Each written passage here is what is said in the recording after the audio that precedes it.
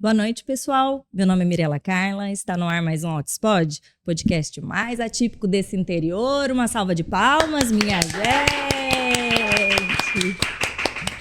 Que estamos aqui diretamente do Integraté, em Araçatuba, bem no meu interior mesmo. Seminário de autismo maravilhoso, com muitos palestrantes. E eu, que não sou boba nem nada, estou em parceria com o Integraté e o quê? Para capturar todo mundo, para bater papo comigo. É lógico, né, gente? Produzir conteúdo, informação gratuita de qualidade para as famílias, né? Esse é o intuito do canal.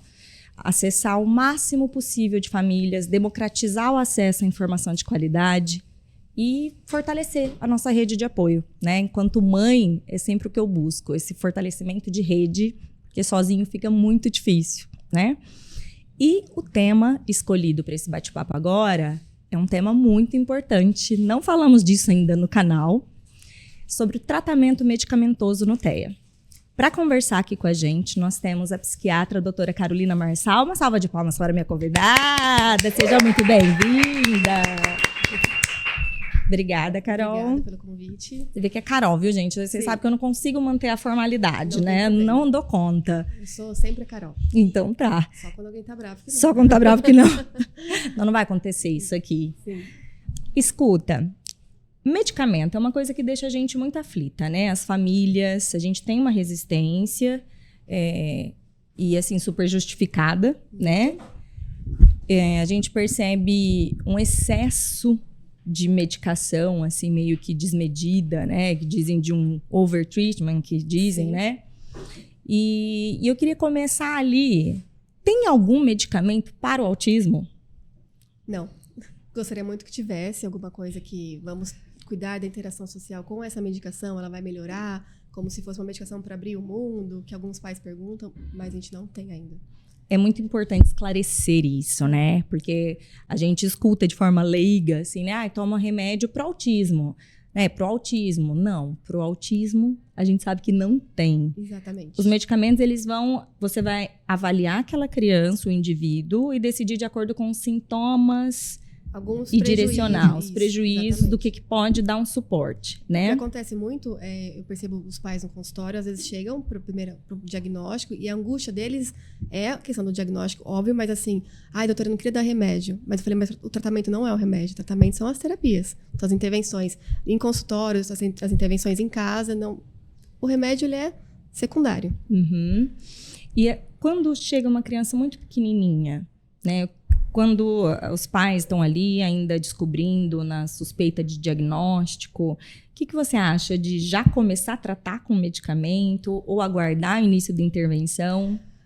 Entrar com medicação é só se a criança tem algum sintoma que está causando prejuízo na vidinha dela. Então, uma criança que está se automutilando, que não está dormindo nada à noite, que está ficando agressiva, que está se mordendo, aí é uma situação. Mas uma criança que chega com alguns prejuízos, então, por exemplo, ela não tem o contato visual, ela não consegue ficar sentada ainda quando não aprendeu essa habilidade básica. Então, a gente vai para a terapia para quê? Para ter essa aprendizagem, né? Então, a medicação não faz isso.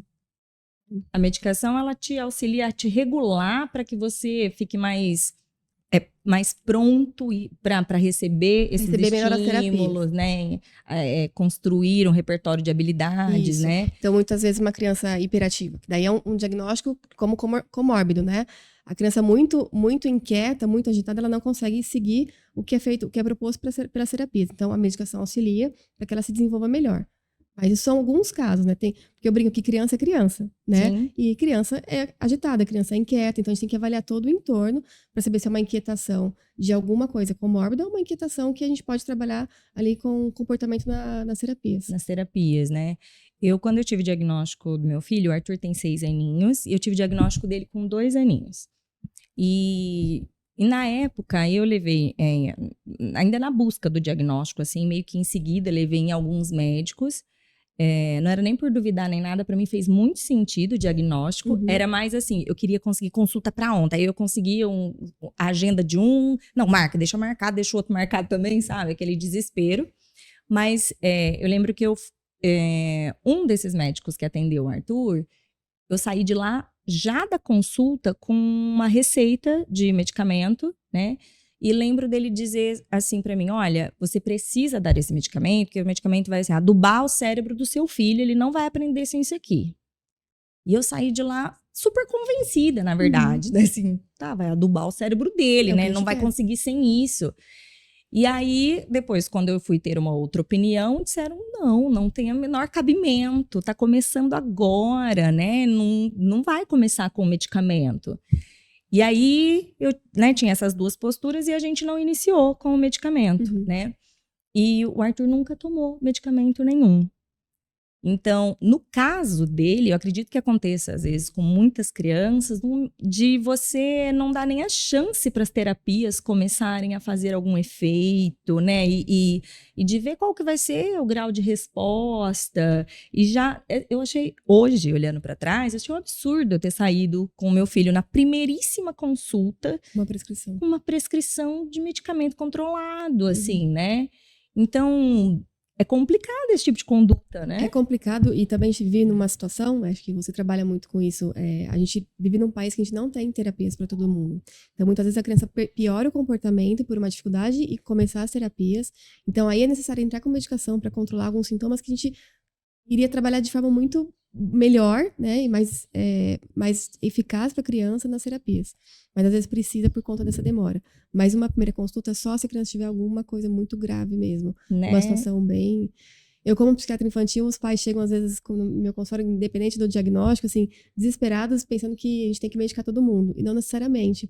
Então, a criança e o adolescente, eles estão se desenvolvendo. Então, a gente consegue muitas vezes, então, caso de ansiedade, depressão, o próprio autismo, né? As terapias são bem eficazes para isso. Quando precisa, a gente sabe, os estudos mostram pra gente que a medicação entrada de forma precoce, quando precisa, quando bem indicado, alivia o estresse do cérebro. Então, com isso, você desenvolve a criança de forma melhor. Então, os casos de adulto mais grave de ansiedade, depressão, é porque vieram desde a infância, adolescência, não foram tratados e aí o cérebro se desenvolver sob estresse. Com o cortisol aumentado, então com um monte de estresse, e aí na vida adulta fica muito mais difícil de tratar. Então, se a gente tiver esse pensamento de que é importante, não necessariamente só a medicação, né? Na verdade, fala que a medicação é só um pontinho ali. Sim. Né? Então, eu sozinha não faço nada. É sempre com equipe pra gente trabalhar todo o comportamento, todas as habilidades da criança. Todo o contexto, né? Trabalhar a família também, como é importante isso, porque é muito sofrido para todo mundo, né? É muito pesado, né? E eu, assim, eu nem tenho resistência a medicamento. Isso que eu falei, eu saí de lá super convencida, né? Assim, tudo bem, se é o que ele precisa. Porque eu ainda continuo pensando isso. O medicamento, ele tá ali para auxiliar, ele não é um vilão. A questão é essa análise clínica, né, que precisa ser feita de realmente cabe. Porque se couber, ele vai ajudar demais, né? O medicamento bem ajustado, no momento certo. E ajusta muito. Exato, justamente. Mas já começar com isso que é complicado. Só que eu entendo, de fato, sem ser questão de primeira consulta, a gente vive num Brasil que ninguém praticamente tem acesso a tratamento de qualidade. Exatamente. Todo mundo assim, muita gente achando que faz aba, não faz aba, né? Muita gente achando que está estimulando e não tá, não tem um plano de intervenção, não tem uma coisa estruturada. E aí eu entendo medicar. Aquela criança foi crescendo, tá empurrando ali um monte de comportamento disruptivo, autolesivo, às vezes estereotipias que são barreiras de aprendizagem, né? Então, você, enquanto médica, deve ficar muito, assim, uma sensação de impotência, então, não tem é? uma angústia, porque você sabe que poderia desenvolver com outras situações. Exato. Assim, olha, com a terapia, aquilo ali a gente resolveria, mas ela não tem o acesso. E tá desesperador para aquela família. Então, eu vou prescrever o medicamento, né, para tentar remediar, literalmente. Organizar isso, né? Alguns pais falam, eu preciso disso agora, porque eu não tô conseguindo, a rotina da família fica muito mais difícil. E é sempre uma decisão em conjunto, né? Eu indico, mas quem decide são os pais. Eu brinco com eles, falei, se eu passasse pra você, Mirella mãe, 15 remédios, provavelmente você ia tomar e não me questionar em nada. Total. Mas se eu passo meio remédio pra qualquer criança, tudo bem questionar, eu tô aqui pra isso, pra ser questionada, pra perguntar qual a função, quais os efeitos colaterais, e é minha obrigação dar toda essa orientar, educação. né? Isso. De tudo assim, olha, nós vamos começar, e eu acho isso também. Passa um medicamento, eu saí de lá com a prescrição, sem nenhuma orientação de, assim, efeitos colaterais que poderiam acontecer, o que eu poderia observar e tudo bem que estaria dentro da normalidade, né, assim, que teria um período de adaptação. Não, eu só saí com a receita. Então, ainda que eu tivesse escolhido, né, Dar a medicação, remediar, eu também ficaria lá insegura, em casa, né? Será que isso aqui tá certo? Se não tá, aí às vezes a família fica insegura, interrompe, mas aquilo já é esperado, Isso. você tem um tempo para agir, mas a falha não é do medicamento, a falha foi do médico que não deu esse As respaldo, orientações. né? E assim, até fazer um planejamento com os pais. Assim, o que, que eu espero que melhore com a medicação? Porque muitas vezes a gente começa com a medicação, demora um tempo para ela fazer o efeito, mas assim, eu tô esperando o quê? O sono melhorar? Então vamos observar o sono. Tô esperando melhorar essa autoagressão? Vamos observar isso. Então fazer o que, que a gente espera com aquela medicação. Porque medicamento tem os efeitos colaterais, né? Tem muitos efeitos benéficos, mas a gente sabe que vem também, muitas vezes, sintomas não muito legais. Então é importante estar bem orientado por conta disso. Orientar principalmente, começou a medicação, não interrompa sem falar com o médico, porque isso é muito comum. Muito, Então, certeza. Ai, meu Deus, ele tá meio. Eu não vou dar esse negócio aqui hoje, não. o que acontece às vezes que chega a ser engraçado, a criança fica gripada na semana e começa a tomar o remédio. Então aí fica aquela coisa, é do remédio, deixa eu ler assim. Mas, Baixou a resistência do meu filho, esse negócio aqui, deixa eu tirar. mas não, fez frio, então a criança ficou gripada, não foi nada a ver com remédio. Mas como tem acesso ao médico, é muito mais fácil de ser orientada. Sim. Então isso é muito importante, porque dá insegurança mesmo. E a gente, como mãe, a gente entende que a gente fica super inseguro. Então, é muito importante isso. Então, ter esse acesso ao médico, entender o porquê que tá dando aquela medicação. Tem efeito colateral? Tem, mas ele é menor do que o benefício que vai fazer para a criança. Então, isso é muito significativo. A questão, assim, de medicamentos, isso de que é um medo de muitos pais. Eu tenho medo de começar a dar um remédio e depois nunca mais conseguir tirar. Tipo, vai, sei lá, viciar, vai acostumar, vai ficar dependente. Exato. Sim. Isso é uma verdade? O que os estudos trazem pra gente? Então, sempre baseado no que a evidência científica traz pra gente. A gente sabe que, por exemplo, um transtorno depressivo, um TDAH, a gente tem que tratar por um tempo. A depressão e a ansiedade a gente trata por um tempo prolongado, não é um tempo pequeno, no mínimo 6 meses a 1 ano. E aí depois a gente faz uma organização cerebral e você consegue ficar sem medicação. Um TDAH é um pouco mais prolongado. Comportamentos agressivos do TEA, de automutilação, de muita inquietação, muitas vezes tem que ser um tratamento mais prolongado, mas para auxiliar as terapias, para ele ficar melhor e retirar a medicação. Então, a medicação em si não causa dependência. O que acontece muito é a pessoa melhorou, em 2 meses melhorou. Aí para o remédio. Nesse momento, o cérebro não está pronto para ficar sem a medicação. Então, aí o que acontece? Ele não se reorganizou, então logo ele volta com sintomas. E não é uma dependência, na verdade, ele não estava pronto. É que nem você tirar o gesso da perna quebrada antes. Antes da recuperação. Então, seu osso ainda estava quebrado e você tirou o gesso antes. Eu sempre falo para os pais, não está bem, está com efeito colateral, a gente vai reorganizar todo o tratamento, mas não tirar sem orientações por conta disso.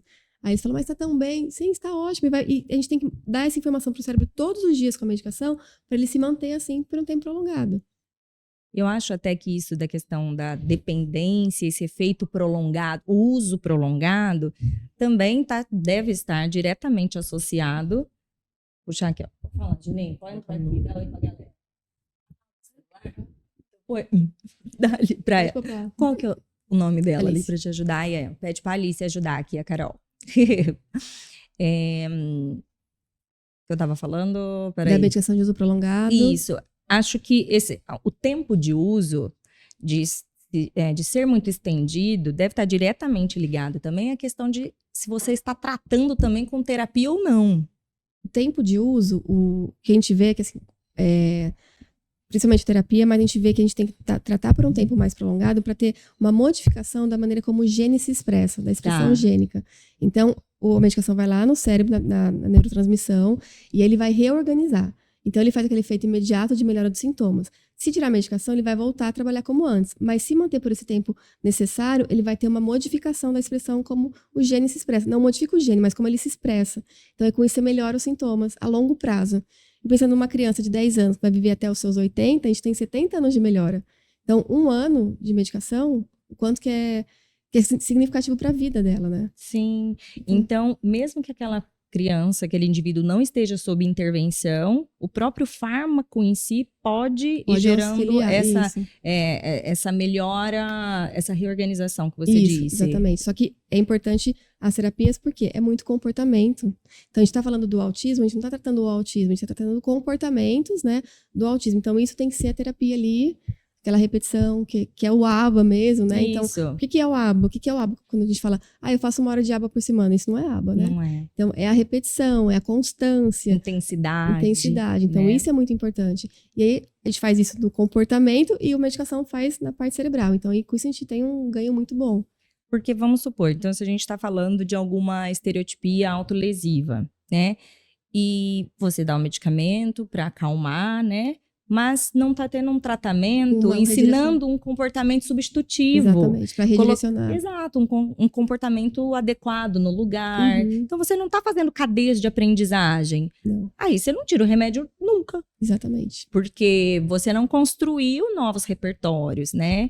Não construiu novas redes neuronais, né? Neuronais, exato. Então, por isso que eu digo assim, o uso prolongado pode se dar ao longo da sua vida. Se você não estiver tratando de outra forma além do medicamento, Sim. você vai ficar dependente, entre aspas, da medicação. Da pra medicação. ela sempre segurar o comportamento, né? Isso. Então, a medicação segura o comportamento e aí com a terapia a gente consegue aprender as outras vias. Mas se não tem essas outras vias, fica muito mais difícil.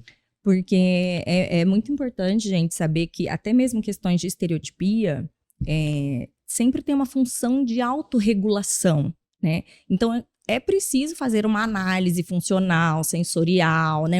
E traçar uma estratégia para você substituir aquele comportamento. Exatamente. Né? Então, se você só falar, não, igual, sei lá, roer unha, bobeira, para de roer unha. Não, toda hora você vai voltar aqui. Você precisa dar um jeito de criar distratores, de dificultar o seu acesso da questão da unha, se for o caso. Enfim, você vai precisar de estratégias, porque só, tipo assim, na força de vontade não vai acontecer. Isso eu tô dando um exemplo extremamente banal, e né? Acontece com muita gente. Isso. Enfim, aí, imagina uma estereotipia de fato, que tem uma função, uma função, né? Aquele indivíduo depende dela, senão ele realmente perde o chão dele. Por pior que seja, tem que ter um direcionamento. Se você não criar formas adequadas, né? Olha, não se comporte assim. Tá, mas então você tem que falar, assim não é legal, mas então você pode assim, assar outras formas. Olha, isso aqui não é aceitável, mas que tal, vamos pensar. E, de novo, estou falando de uma forma extremamente simplista, gente, mas é só para dizer que você precisa, de fato, substituir. Com certeza. O falar não faça ou impedir pura e simplesmente medicar, você fica preso naquela situação. É que nem quando a gente leva multa de trânsito, que a gente corre muito. Isso não faz você parar de correr na estrada.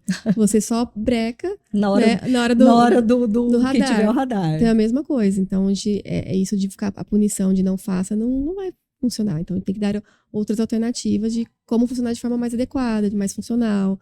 E quem faz isso?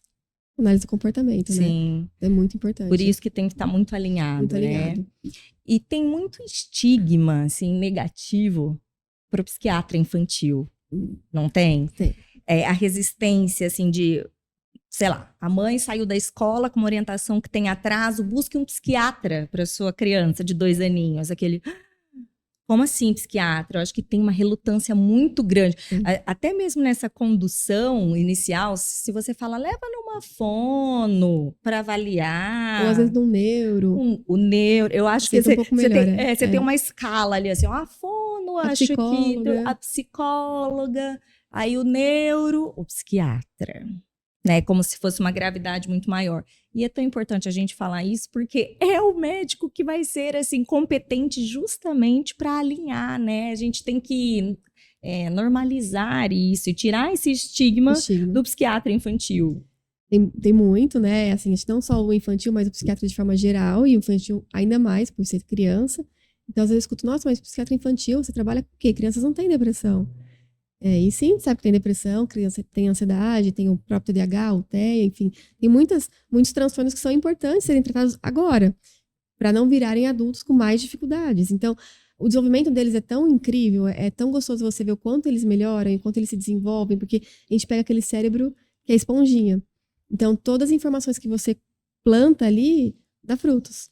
Né? Então, você vê mesmo seu filho com 6 anos, o quanto que já floresceu. Muito, assim. muito. Porque pegou aquele cérebro gostoso. Agora vai pegar a gente mais velho, que já com o cérebro formado é muito mais difícil. Sim. Então, é muito importante isso e modifica muito a qualidade de vida dessas crianças, né? Quando, de novo, gente, não é todo mundo, precisa. Quando bem indicado, a medicação é extremamente eficaz e modifica mesmo a forma como aquela criança vai ser o adulto. Eu mesma também não sabia do psiquiatra infantil. Tipo, não seria o médico que de primeira viria na minha cabeça. Na verdade, o que viria seria o pediatra. Uhum. E aí a gente esbarra, assim, acho que as coisas agora começaram a mudar um pouco, não sei, mas do pediatra, que é o médico da primeira infância, ainda está muito despreparado pro autismo, para transtornos do neurodesenvolvimento, né? Então, eu fico inconformada de ter levado meu filho todo mês pro check-up para ver e de, né, assim, como que não foi observado marcos de desenvolvimento tão significativos, né? Então, a gente acaba tendo, assim, é um pediatra, vou levar para ele ver e tal. E eles estão muito despreparados, infelizmente, né? Eu acredito que nos últimos anos a formação tem sido melhor. Né? Na própria graduação, você fala? Não. Acho que, por exemplo, a minha graduação de medicina, eu tive psiquiatria durante 1 ano. Hoje eu vejo que eles saem com muito mais base de psiquiatria. Então, talvez aí formem médicos com esse olhar um pouco mais global. E dentro da residência de pediatria, eu sei que eles estão tendo mais base também nos transtornos do neurodesenvolvimento. Então, não é só para o psiquiatra infantil ou para o neurologista que vai para a infância. Então, hoje tem sido um pouco melhor, mas a gente sabe que vai levar alguns anos até isso ser para toda a população, né? Então, tem os médicos diferenciados, sempre existem e que fazem essas avaliações, mas a gente sabe que são muito poucos, né? Sabe que no global acaba sendo muito pouco. Isso, a demanda é muito grande. Sim. E não temos o volume de profissionais capacitados suficiente. Não só de pediatra, de profissionais num todo, médicos, terapeutas, né, psicólogas, escola, enfim. E forma da saúde como um todo, né? As consultas acabam sendo, se a gente for pensar no SUS, convênios, são muito rápidas, então acaba que sendo... se avalia, né, ali? Acaba sendo assim, tá com gripe, não tá com gripe, febre, não febre, e pronto, 10, 15 minutinhos. Então não tem como fazer essa avaliação completa mesmo. Quando você chega na primeira consulta, como que você acha que seria uma consulta adequada? O que a mãe, a família, né, que estiver assistindo, porque o pessoal que assiste aqui o Autospod, a grande massa é de família. Para entender, assim, tá de fato olhando o meu filho, o que é esperado? Uma boa conduta médica? Você tá falando com o pediatra? Com você mesmo, qualquer médico. Quando a gente vai buscar, porque foi indicado, chegamos ali com questões de atrasos da criança. Queixas, né? Isso. Você faz avaliação, você brinca com a criança, você fala com os pais. Depende muito da criança. Então, algumas crianças já entram sozinha comigo. Então, crianças que vêm, aí eu fico um tempo com a criança, fazendo alguns testes, assim, né, brincando, e depois entra a família. Mas a maioria das crianças não entra, quando é muito pequena, eles não entram sem os pais. Acho difícil mesmo. Então, eles ficam, eu deixo a criança num espaço brincando, que é do lado de onde eu fico com os pais, e observando e colhendo a história com os pais. Depois eu sento com a criança para fazer essa avaliação com ela. E isso é bom, eu sinto que quando os pais entram junto, eles ficam mais acolhidos. Porque, sim, sem dúvida. Porque, criança assim, pequenininha, como você fica ali do lado de fora? Eles ficam o que tá acontecendo? Naquela preocupação. Então, geralmente, a criança pequena já entra junto com os pais. Sim. Quando é mais velha, até as crianças falam, mãe, eu vou entrar sozinha. Ai, e aí, eles mesmos já, tipo, o espaço é meu aqui, né? Você entra depois. E aí os pais vão colhendo a história, vão colhendo a história com os pais, vendo qual que é a queixa principal, o que levou eles a pensar no diagnóstico de TEA ou foram só perdidos, que muitas vezes eles chegam pais muito fragilizados, porque foram em algum outro profissional e já de cara falam, não, seu filho é autista. E aí vem aquela coisa assim aí eles vão pesquisar o que é autismo, o que vão fazer, e abre aquele buraco no chão. Pra onde que eu vou agora? E o que eu faço com isso? Então, vem pais muito desestruturados mesmo, que é muito difícil. Sim. O que eu faço agora com isso? Mas meu filho, ele é tão lindo, ele é tão maravilhoso. Sim, seu filho é tudo isso, mas ele tem algumas dificuldades que a gente vai trabalhar com isso e tá tudo bem. Então, o que a gente quer, qualquer pai e mãe quer para filho, um bom desenvolvimento, que ele seja uma criança que tenha minimamente autonomia para seguir sua vida. Então, é isso. Se ele é diagnóstico A, B, C ou D, não importa, a gente vai trabalhar as habilidades dele para que ele seja o mais autônomo possível. O mais independente que a gente consiga. Sim. Então, acho que é isso que falta um pouco, esse acolhimento. Assim, olha, tem esse diagnóstico, ou na primeira consulta você não fecha, mas tem uma suspeita que a gente tem que ir atrás e tá tudo bem, a gente vai trabalhar com isso juntos. Mas eles ficam muito sem saber para onde ir depois. Né? Exato. Eu tive muita facilidade no diagnóstico. Eu não tive o que muitas mães têm, de ficar nessa busca, de ser invalidado, de de levar em várias pessoas. Não, eu não tive. O meu foi muito rápido, porque o Arthur realmente era muito clássico, assim. E então foi muito rápido, tipo assim, a primeira desconfiança mesmo ali. Já tivemos diagnóstico, mas eu só saí com o diagnóstico, eu não saí com uma orientação. Tá, e aí? Porque era isso que eu fiz exatamente essa pergunta pra médica. Eu falei, tá, ele é autista, beleza, o que eu faço? Tipo, e agora? Tipo assim, pra ontem eu tinha um senso de urgência muito grande de fazer algo pro desenvolvimento dele. Né? Mas não me deram o beabá, não me deram orientação. Quais que seriam as terapias adequadas para os atrasos que ele apresentava naquele momento? O que seria uma prioridade, né? Qual a intensidade disso? Enfim, nada. Então, assim, dar o diagnóstico não encerra uma consulta, na verdade, inicia. Exatamente. Não é? Porque só com isso você não tem nada. Não tem nada. Então, orientar aqui. Então, a criança tem atraso da fala, fono, terapia ocupacional é essencial, psicólogo, psicopedagoga, fisioterapia, educador físico, todo o nutricionista, todo o que a gente tem que trabalhar para aquela criança, né? E aí orientar os pais aonde procurar. Então, qual convênio que você tem? Não tem convênio? É público? Como que a gente ia fazer? Porque o particular é impossível pagar, né? É desumano, enfim, não tem como. Não, é para ninguém, praticamente. Exatamente. É para ninguém. Então, sempre assim, então tá, a gente vai seguir qual linha, que os pais sem dúvida, eu faço relatórios, explico onde tem que ir, junto, né? E aí sempre meu telefone está à disposição dos pacientes, assim, eu fui em tal lugar, não deu certo, onde mais que eu posso ir, o que eu tenho que fazer, enfim, aí vai todo esse trabalho, porque é aí que a gente se perde, é aí que dá o desespero dos pais, e aí vai falar para a família fala, imagina, ele é tão fofo, tão esperto, tão carinhoso, não é autista não, e aí vem aquela coisa, mas eu tô lutando sozinha, acho que os pais têm muita sensação de que tá lutando sozinho. Tem, né? Acho que mãe principalmente. Mãe, sim, eu falo pai, mas é a mãe que fica ali no... Mãe, porque é muito comum, infelizmente, maridos ficarem na negação, não aceitar, fingirem que nada ficarem ofendidos. Eu tenho inúmeros relatos de mães que não podiam levar o filho, ou levava escondido, sim, às vezes pedia dinheiro para alguém da família para levar. Coisa que você fica assim, sério isso? Não, super sério e pior, extremamente comum e recorrente. Muito. Né? E aí, sei lá, a sogra fala, você tá vendo problema na criança, aí o outro fala também, todo mundo desacreditando e você só zona, né? Só zona brigando. E aí, se você não tem um respaldo do médico que tá ali para te fortalecer, inclusive, porque eu fiquei muito fortalecida, assim, o diagnóstico para mim fez muito sentido. Então, a minha postura também diante da minha família não deixou que ficassem com esses murmurinhos. Acho que não, mas é leve, não, ele é. E eu corrigi, ele é autista. Não, mas não sei se é leve, não sabemos como que é o grau. Mas eu não queria que ficasse, assim, minimizando isso, porque de fato ele precisa de ajuda. E isso não pode ser minimizado. Nem a urgência, nem a quantidade de suporte, nem o dinheiro investido, se tiver, o tempo e energia investido, a capacitação de quem for, demanda uma mudança estrutural muito grande. E a gente precisa fazer com que os demais do nosso entorno entendam isso, porque senão você vai estar sempre, né? Então é aquela mãe que já está insegura, que aquilo será mesmo, ela não quer, óbvio, ninguém quer.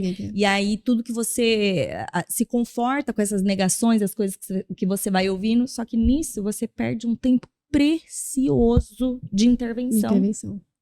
Brigando com, assim, que não era para ser, né? Então, os médicos terem sido bem categóricos comigo e não terem aliviado em nada... Foi importante. Foi importante. É muito doído, mas é muito importante. Para você, quando alguém vier te questionar, e você... Não, ele é. Ele é. Não, mas não... É porque você não tá ali no nosso dia a dia. Ele precisa. E ponto. É isso e tal. Então, eu não tive, assim...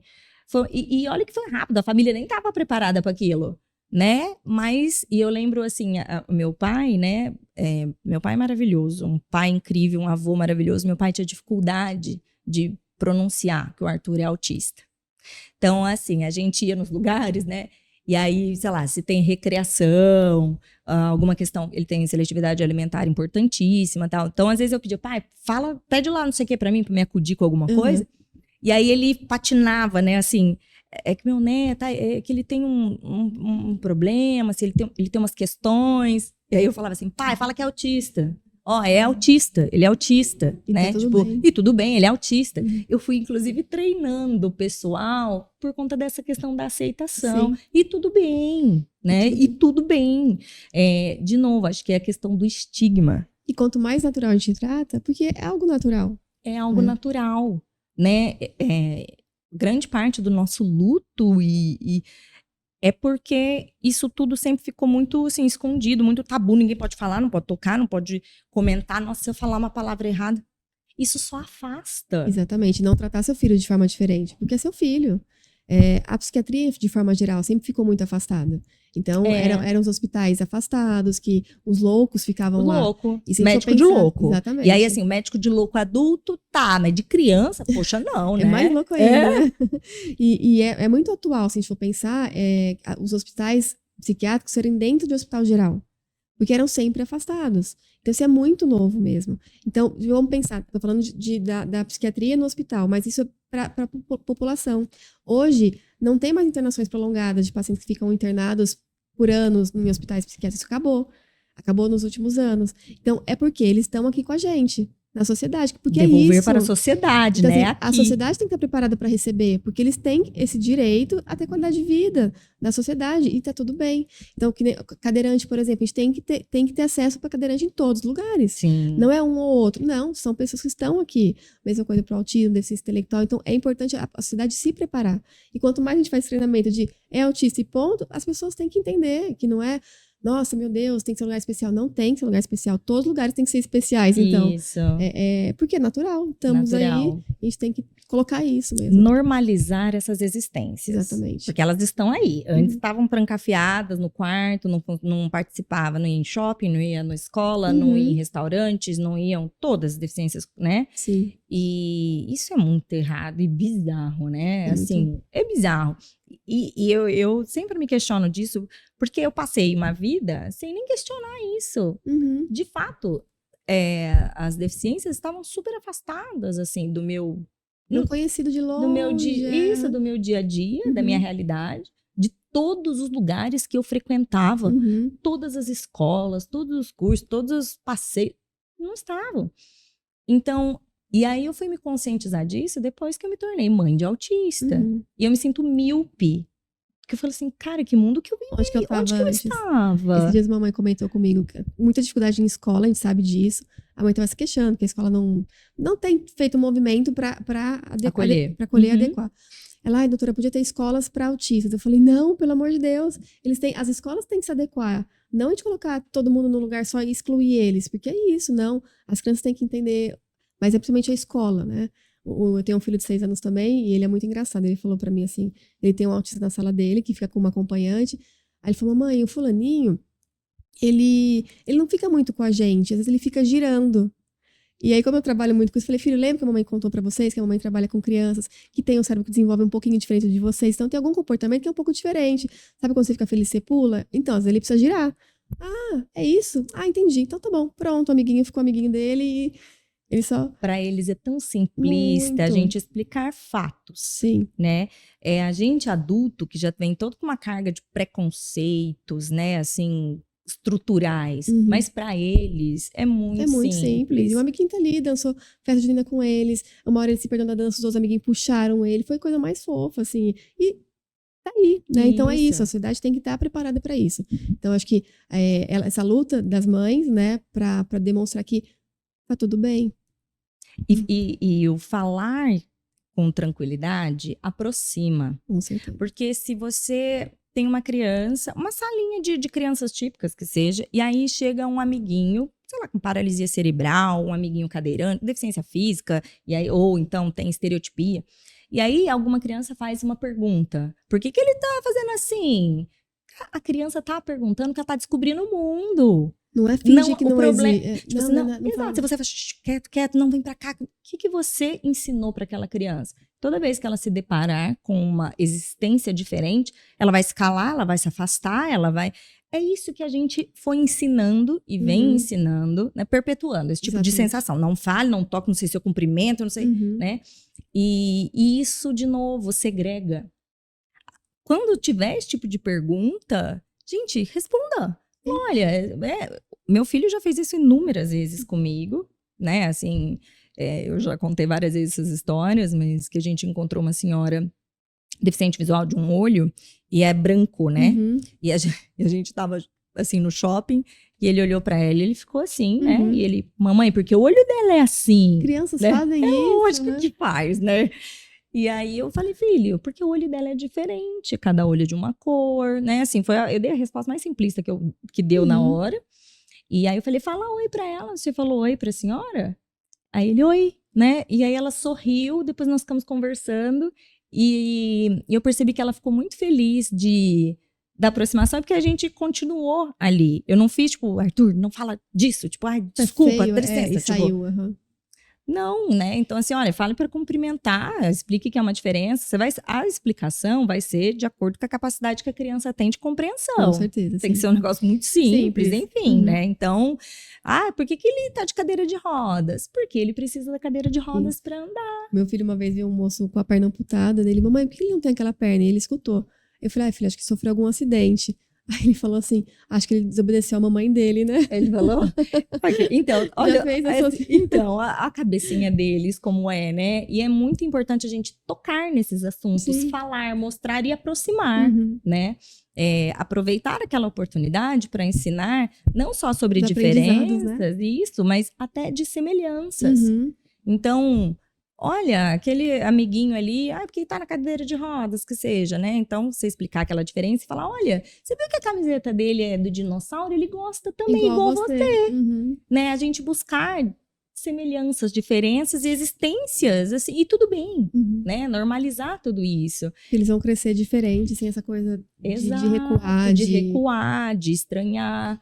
E para autoestima, autoaceitação. Uhum. Então, em casa, eu sempre falo muito amplamente de tudo, né? O Arthur não tem compreensão, ele sabe que ele é autista, ele fala, e é engraçado que ele, sei lá, tá brincando com os dinossaurinhos dele, aí ele põe, esse aqui é autista, mamãe, aí esse aqui, não sei, nem faz ideia, né? Uhum. Mas porque em casa é muito normal, ele tem outros amiguinhos autistas, e uma coisa que foi super importante pra gente também, meu marido é autista. E a gente, em determinado momento, ele falou assim, mas que eu vou atrás disso agora, também adulto, né?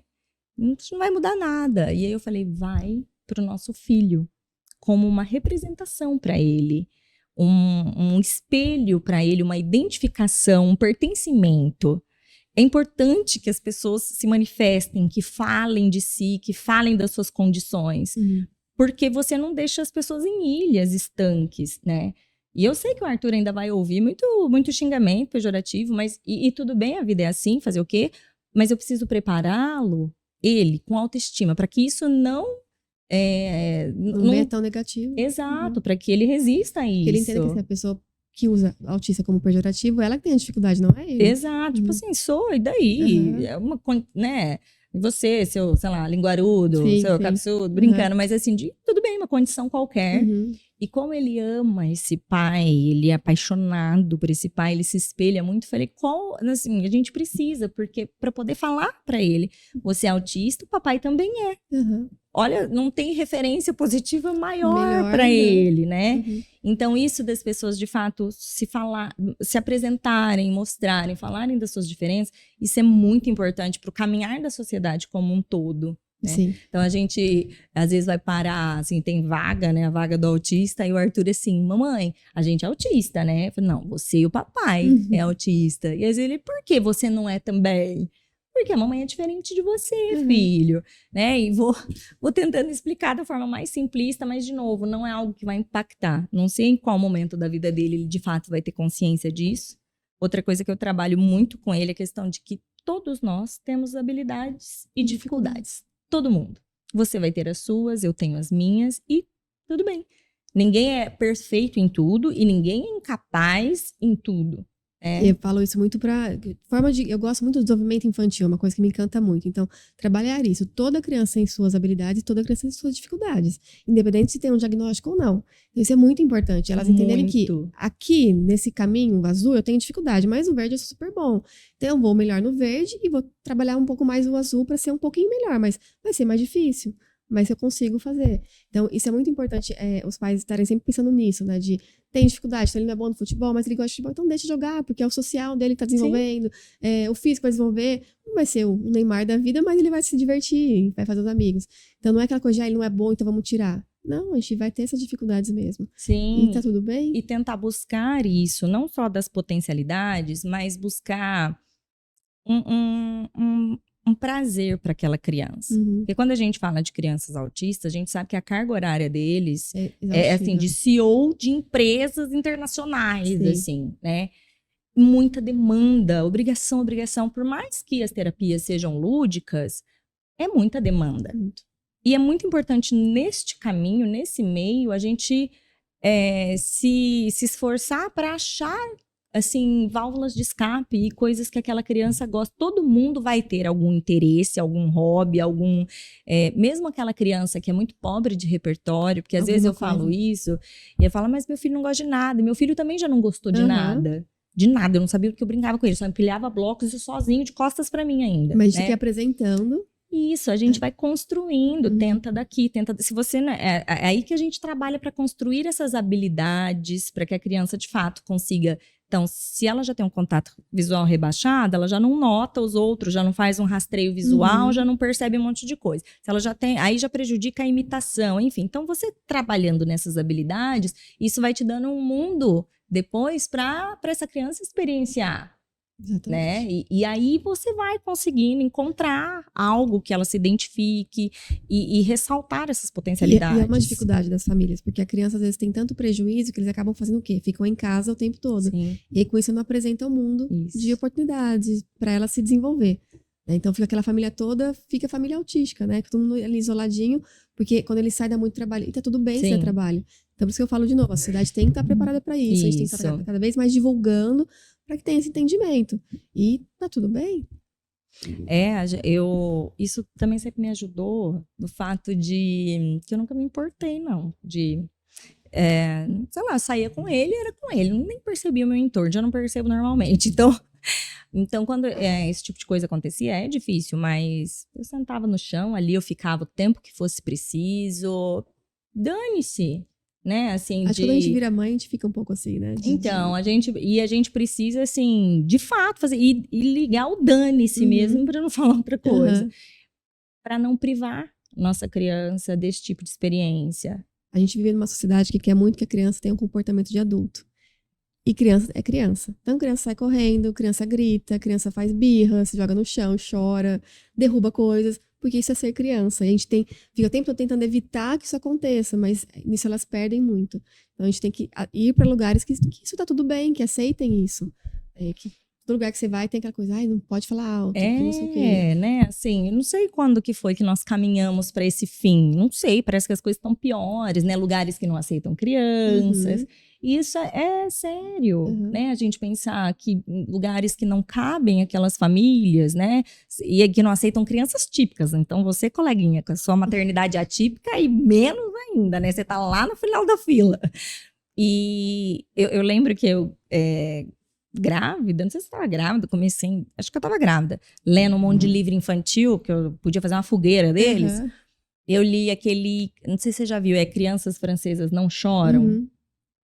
Cara, mas aquilo ali foi uma coisa muito impressionante pra mim, porque aí fala, né, da cultura francesa, a questão do reprimir, que não pode e tal, e elas são soldadinhos, mas o impacto disso naquela sociedade adulta, tipo, totalmente, assim, o índice de depressão, de comportamentos obsessivos, assim, um monte de outros transtornos em consequência de não deixar a criança ser criança. E aí o adulto doente vai deixar menos as crianças serem espontâneas, serem crianças, e aí vai só perpetuando mesmo. É muito sério isso, né? A gente precisa parar com essa exigência toda irreal. E na maternidade atípica ainda, nossa, mais ainda. Assim, eu tenho muitas amigas minhas que têm uma rotina, assim, de refém com as crianças em casa. Não fazem nada. Só chamam alguns amigos específicos. E olhe lá. E se chamam, né? Muitas vezes a família nem vai visitar. E fica só ali. Só ali, porque realmente é muito difícil quando sai, desregula muito, e não tem um apoio, um suporte. Então, se tá difícil para aquela criança, também tá para aquela família, Com certeza. né? E eu sei que o correto é a gente realmente se expor, é isso que tem que ser feito, mas sem nenhum suporte, sem a ajuda do médico, do terapeuta, um colega, um vizinho, Uma família que pra entenda, algum te amigo. incentivar, Isso. né? E aí que eu falo, muitas vezes entra a medicação aí para conseguir que a criança saia melhor e comece a se expor, a família comece a levá-lo para outros lugares, a família fica mais tranquila também, porque é muito puxado, é muito puxado. O que você falou, as terapias são muito intensas, a família fica por conta disso, de repente chega o final de semana, tá aquela criança em casa, agitada, agressiva, se batendo, às vezes batendo nos irmãos, enfim, e aí eu não posso sair porque piora. Então, a gente entra com a medicação para auxiliar nisso, para conseguir ter essa vida natural mesmo, que é Sim. importante mesmo. É muito importante, isso é qualidade de vida, né? E Saúde mental. ajuda o próprio desenvolvimento, né? O próprio de todos. desenvolvimento. Hoje, os remédios mais comuns, assim, utilizados, não é tratamento do autismo, mas que estão ali por conta das comorbidades, enfim, são medicamentos seguros, né? Antigos, não é nada assim, esses que estão mais são aprovados consolidados. Pelo FDA, isso. Então, o que são aprovados pelo FDA hoje para tratar esses comportamentos mais agressivos é a risperidona e o aripiprazol. Então, são isso que a gente tem estudos robustos que demonstram segurança para esse tipo de tratamento. Aí tem saído alguns outros, mas não tem ainda a segurança. Então, sempre me pergunta, e o canabidiol? Sim. O canabidiol, provavelmente, eu acredito que vai ser algo de muita eficácia. Mas hoje é muito novo. Não tem, né? Então, hoje, eu pego uma criança com cérebro em desenvolvimento. Eu acho muito sério você entrar com uma medicação que eu ainda não tenho estudos robustos. Então, fica muito os pais decidirem isso, né? Mas os pais não têm toda a informação. Exato, não tem. Então, muitas vezes, para casos que não tem melhora com as medicações que são as indicadas, às vezes entra com canabidiol, mas não é a primeira escolha. Então, por conta dessa... Isso, eu ia dizer, no meu conhecimento casuístico de famílias que eu convivo, né? Não sei te dizer, assim, de fato, se eu conheço alguma que... o canabidiol fez aquela... que mudou. E nunca sozinho também. Geralmente é assim, associado. E não como também primeira alternativa. Isso. Por quê? Risperidona e aripiprazol já estão ali faz muito tempo, já se sabe o que pode ter de bom, de ruim, a dosagem certinha, o funcionamento. Você já tem, nossa, anos de documentação, né, desse funcionamento. Isso. E os estudos que a gente tem do canabidiol para autismo... é muito pouco. Né? A gente tem outras áreas, né? E aí, assim, foram fazendo por associação, se é bom para isso, talvez, vamos tentar, né? Mas no autismo ainda é muito cru, né, doutora? A gente não tem. Não tem nada robusto pra gente falar assim, vamos fazer isso. Não tem. Pro autismo ainda não tem. Acredito que vai ter alguma coisa, né? Vai ser construído esse caminho, né? Talvez daqui uns 15 anos a gente faça esse podcast diferente. Ou do CBD ou de alguma outra medicação, mas ainda está em construção. Eu acho que ainda tem muito mito, né? Porque tem gente, a gente que acha assim, porque o canabidiol é natural. Natural, isso que eu brinquei. Né? Assim, é natural, é uma coisa mais natural, uma ilusão, né? Mas assim, é desconhecimento mesmo, né? É um medicamento como o outro, né? Assim, não tem nada de natural ali. E muitas vezes até é difícil pra criança até ir tomar, porque ele tem um gosto mais oleoso, né? Tá. E muitas vezes eles não suportam também isso. Pela questão do sensorial. Ele é líquido? Ele é líquido e geralmente eles são óleos, né? Então é um pouco mais oleoso, assim. Alguns têm mais gosto, outros menos, mas acaba sendo um pouco notado, assim, por eles, pela textura mesmo. A textura é diferente. E acho que ainda também esbarra na questão de... o canabidiol importado. Tipo assim, a gente não tem uma uniformização de canabidióis. Não. Então, é diferente desse fármaco que tá lá, que vai ser o mesmo. Pode ser de qualquer laboratório. Isso. E do canabidiol, não. E dá muita diferença, pelo que a gente tem visto, assim, dos relatos, né? Do que, assim, de um para o outro, de questão de efeito, aí eu não sei se é questão da intensidade, o quão da concentração. Da concentração, isso. Da concentração da medicação. Né? Tem essas diferenças também. Então, e aí vários laboratórios que estão fazendo, a gente tem que saber como que é feito. Então ainda tem muita coisa. Há muito trabalho aí, acho que vem muitas novidades por aí. Sim, mais de apostas, assim, de observação, né? Mas, e não é questão de que seja negativo, gente. É só pra gente não criar ilusões, assim, sabe, falsas promessas, falsas curas. Não é o canabidiol que vai resolver a vida, mas pode, de fato, ser um medicamento É bem É um empregado, promissor, utilizado, assim. isso promissor, mas Agora a gente não tem e nenhum não, estudo robusto não que tem fale estudo sobre isso. robusto. É que nem muitas vezes tratamentos complementares. Então, vamos tomar excesso de vitamina D, tomar um monte de vitamina B, magnésio. Isso vai muitas vezes até prejudica. Tem relatos de óbito com excesso de magnésio. Então você fala, mas magnésio é só uma vitamina. Não, não é só isso. Então, assim, não tem nenhum estudo também que fale pra gente, olha, tome vitamina D a mais, que vai Não melhorar tem, os sintomas. Não tem. não tem. Dietas, né? Então, dieta sem glúten, sem lactose. A não ser que você tenha uma doença celíaca, Sim. ou que você tenha uma alergia Mas real. não para o autismo. Não para o autismo, exatamente. Então, aí foi aquela criança que já tem a seletividade, aí privada de um monte de alimento, porque é super difícil, e que não vai ter melhora. O que às vezes os pais falam que sente uma melhora é porque às vezes fica o intestino um pouco menos inflamado, e com isso melhora o comportamento. Mas é porque ele tá... E olhe lá. E muito pouco, E olhe lá. Então, assim, fica uma criança comendo menos e sem melhora importante, né? Eu sou meio irritada com essas Essas essas não promessas. eu não sou nem livre. eu acho todas as tentativas, a questão é o que te vendem a partir disso, Isso. né?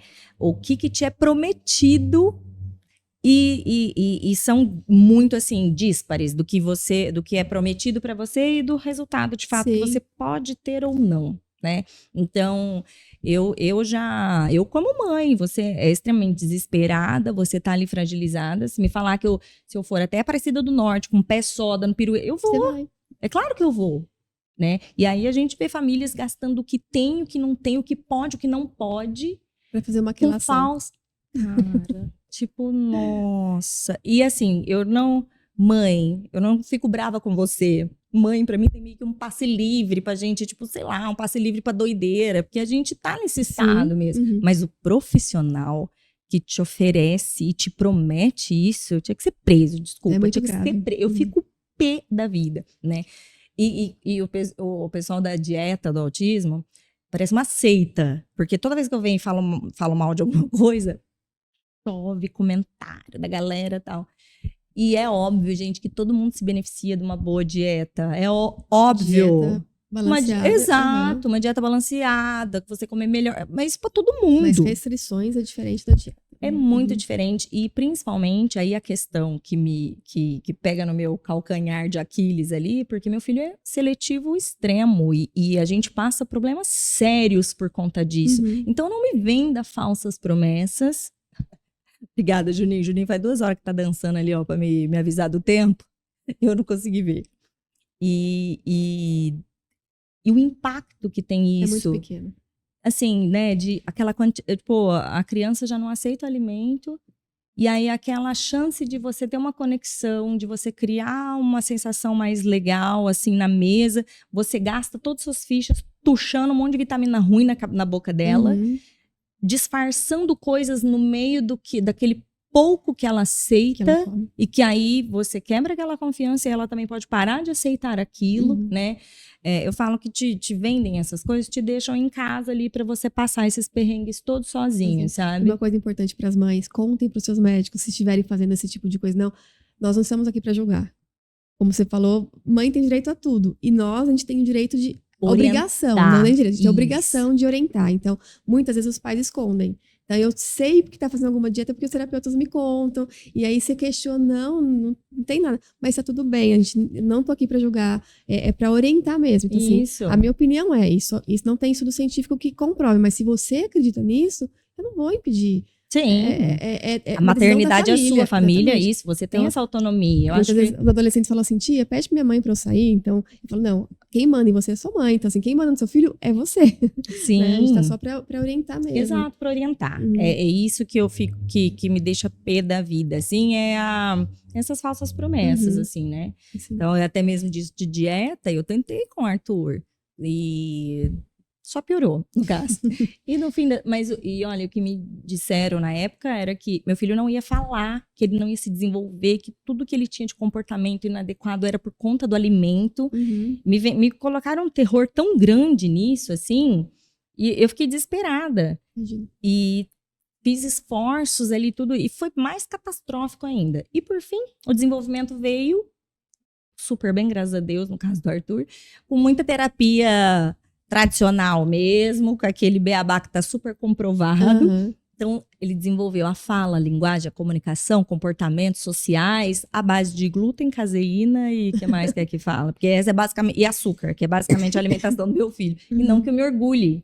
Óbvio que não. Mas Eu queria queria que- que fosse super balanceada. Mas a gente vive questões sérias em casas alimentares, né? De aversão, de vomitar, de taquicardia, Aham. de uma criança que tem hipotonia muscular, que não tem a mastigação adequada, né? E é muito cruel você É a jogar sua nas realidade. costas da mãe ali, do tipo, né, mas ele não tá desenvolvendo por conta desses alimentos que você tá dando. Uhum. Tipo, é absurdo. E aí você, então, enquanto médica, isso aí, se eu fico...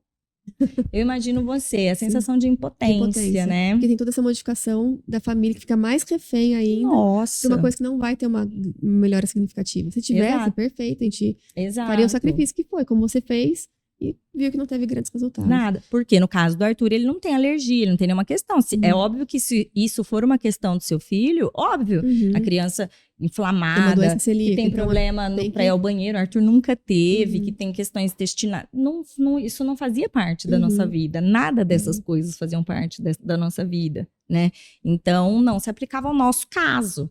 Então, a questão é a generalização, que é pro autismo. Não, não é. Uhum. Isso aí é para aquele paciente individual que você identifica que tem necessidades. Aí pode ser autista, esquizofrênico, típico, o que for, Sem nada, enfim, né? Exatamente. Tipo, e aí diretamente para aquilo. com certeza. E a questão de distúrbios do sono Distúrbio do sono. é muito que comum, É bem comum. né? A acontecer. incidência é muito grande no autismo.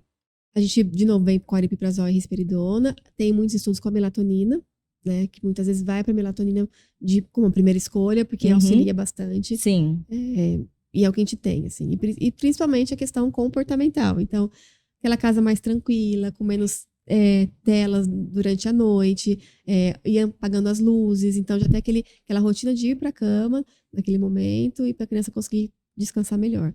Mas a gente sabe que nem sempre isso sozinho sim. não é eficaz. Mas se é uma casa super agitada e entra com a medicação, não vai adiantar muita coisa. Então, é sempre o conjunto. o conjunto, né? Então, vai todo mundo se organizando, talvez jantar mais cedo para depois ficar um pouquinho vendo uma TV rapidinho ou lendo um livro e já ir para cama. Então, essas orientações são super importantes. Ter um espaço para dormir, que seja um espaço que ele não fique brincando durante o dia. Então, se ele fica na cama brincando, se ele come na cama, se ele faz tudo na cama, o corpo entende que a hora que ele está na cama é para ele ficar agitado, para ele ficar em alerta e não para ele descansar. Então, ter isso também. A cama é um lugar para deitar e dormir. Tem muito estímulo de brinquedo para não se distrair. Fazer essa associação cerebral mesmo, né? Exatamente. Do cérebro, fazer esse mapeamento daquele cérebro é muito lugar, daquele esperto, ambiente, isso. Uhum. daquele horário, né? E aí vai organizando. Entra com a medicação, dá uma organizada, espera um tempo e depois a medicação pode ser retirada. A melatonina, ela pode ser usada a partir de que idade, assim, para criança? Está aprovada a partir dos 4, 5. Bem pituquinho. Dos 4, 5 anos? Eu acho que sim, agora eu não me lembro de cabeça. Não, eu tô pensando porque eu conheço gente que dá bem petitiquinho. E aí? Off-label acontece bastante. De novo, não tem nenhum estudo que demonstre o que acontece. Porque a gente não pode pegar crianças com 2 anos e falar assim, olha, Com vou te dar 2 o anos te dá remédio melatonina. e vou fazer o estudo em cima de você. Mas acaba sendo usado muito off-label mais cedo também. Não tem um prejuízo significativo, mas Tá. porque o prejuízo maior seria ela ficar sem De não dormir. Não, Exatamente. é exatamente isso que eu queria entender. Porque que é diferente essa conduta pro aripiprazol e pro risperidona. Isso. É mais tarde? Também não. Também mais tem ou criança menos mais nova que toma mais também, nova, porque o vai do prejuízo é muito- caso. o Isso, prejuízo você é vai muito colocar maior. na balança o efeito do medicamento. É nada perto que aquela família, aquele criança tá Tá vivendo. sofrendo. Exatamente. A partir de 2 anos, pode-se pensar em alguma alternativa em casos Medicamentoso quando específicos. precisa, isso é. Entendi. Muito difícil ter mais novo, mas às vezes acontece também. Às vezes acontece também. Uhum. Casos mais graves. Porque assim, eu tô pensando muitas Sua mães, vivência. as vivências e com os bebês, né, assim, em casa, e é difícil, a princípio, né, todo mundo pensa, bebê não dorme mesmo, né, mas é que depois isso vai se prolongando, passa o tempo, você continua ali, o bebê não dorme, a criancinha não dorme, né, mas acho que é difícil chegar pra você tão pequenininho. Olha, eu já peguei uns de 10 meses, mais ou menos, assim, mas sempre... Não é muito comum, Não né? é tão comum. Então, hoje a gente sabe que a gente tem psicólogos que trabalham, psicólogas específicas só para o sono. Trabalham com isso, que vão para casa dos pais para auxiliar daquela questão. Tem bebês que fazem, a mãe já tá ali em alerta. Então, o bebê, todo mundo acorda durante a noite. Então, a gente tem que ensinar o bebê, quando ele acorda, ele não precisa de um terceiro para ajudá-lo a dormir. Então, deixar a chupeta perto, uma naninha perto, ele vai ter o acordar parcial, mas logo ele mesmo se regula e volta a dormir. Mas isso, crianças que não têm alteração de sono mesmo. Né? E que não tem alterações sensoriais também. Que é muito importante. Faz uma diferença. Isso, eu demorei muito para perceber isso, mas questões sensoriais mesmo do Arthur, que ele não conseguia voltar a dormir, porque o corpinho totalmente desregulado. Sim. Né? Então, aí não voltava. Eu não conseguia entender o que eu fazia, assim. E ele precisava de peso. Ele precisava de peso. Cobertor, e ele buscava tudo que fosse muito pequenininho, assim. Que ainda falava, tipo assim, berço de criança não é seguro você ficar deixando aquele monte de coisa e tal. Só que o Arthur, ele punha na cabeça dele, assim... Né, já era aquela coisa instintiva dele buscar o peso para a questão da propriocepção. Isso, né? Eu não cheguei a usar mantinha de peso, aqueles cobertores sensoriais, ou até mesmo... Eu nem sabia que isso aí existia na época, mas hoje talvez eu teria pensado naquela mantinha de peso para isso, do tato profundo, né? Então, acho que além da questão do sono, muito dessa questão de distúrbios sensoriais da criança. Sim. É bem importante e bem significativo, altera muito. Altera demais, né? Então, por isso, a medicação, a gente tem que fazer toda essa avaliação. Então, toda essa avaliação do comportamento, do ambiente. Não é só, não tá dormindo, toma o remédio. Então, é tudo isso. Então, provavelmente o Arthur ia dormir bem com a medicação, mas não era por a medicação que resolveria, né? Sim. Ele ia ficar sonolento pela medicação, mas é muito melhor a gente organizar assim. Isso, organizar aquele corpinho entender dele, o que tá acontecendo terapia de integração ali. sensorial, né? Assim, enfim. Mas é óbvio que aquela família que não tá dormindo, você vai tomar uma decisão para aquele momento e depois criar estratégias de médio e longo prazo, né? Para aquilo se resolver. Se organizar melhor. Carol, acho que falamos assim bastante. Tem alguma coisa que você acha que você gostaria de acrescentar, de pontuar sobre o tema? Acho que é importante, assim, os pais sempre sentirem confiança no médico, passarem tudo. Então, eu brinco, sentir uma dor no dedinho do pé esquerdo, avise, não fique escondendo, não pare a medicação de uma hora para outra. Então, é muito bom ter esse contato mesmo, é significativo e não tenham medo. O médico está aqui para orientar, para vocês ficarem seguros em relação a tudo.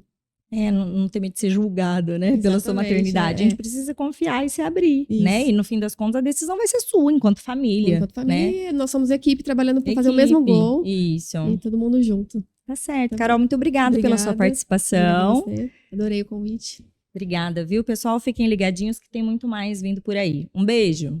Tchau, tchau.